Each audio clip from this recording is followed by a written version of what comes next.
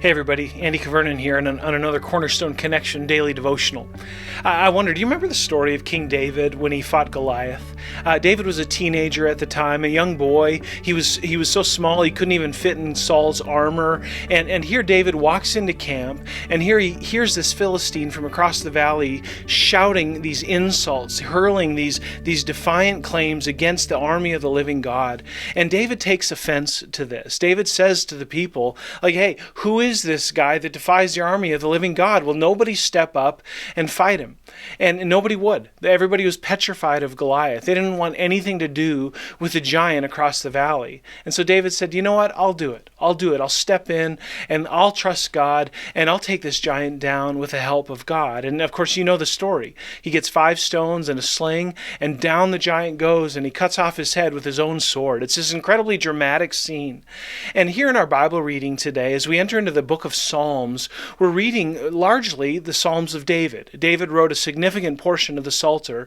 And here in Psalm 8, I think David has this resonance in mind, this story in mind from when he was a teenager for how God worked through him. And I think when I read it, you're going to see what I mean. Here he says in Psalm 8, verse 1, he says, O Lord, how majestic is your name in all the earth. You've set your glory above the heavens. Now, I'm going to pause there. This is a bit on the side of the point, but I don't know about you. I think of a Sandy Patty song from when I was a kid, when she sang, how majestic is your name in all the earth. O Lord, our Lord, how majestic is your name.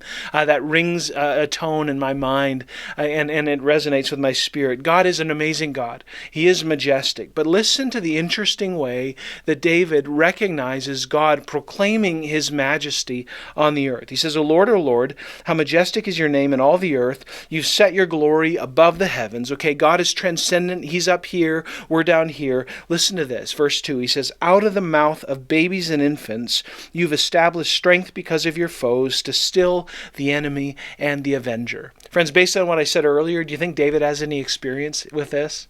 Of course he does. In the eyes of Goliath, in the eyes of the Philistine army, when he stepped up to that giant, he was but a babe.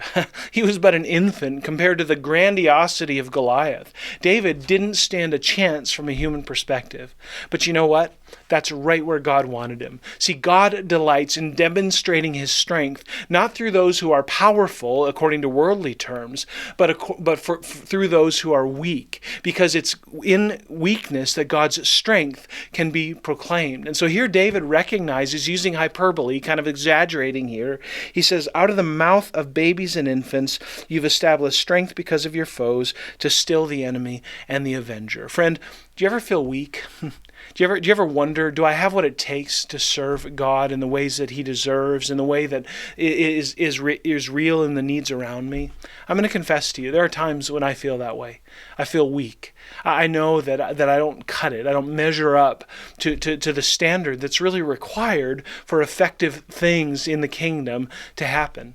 And yet I take comfort in this passage, knowing that it's not my strength, it's not my prowess, it's not my intelligence, it's not my anything that contributes ultimately to God being glorified, but only in my weakness. Only through the mouths of infants and babes can God be glorified in the way that he desires. Friends, let's today together pause for a moment and to recognize that we don't have to be all things for God. In fact, we can't be.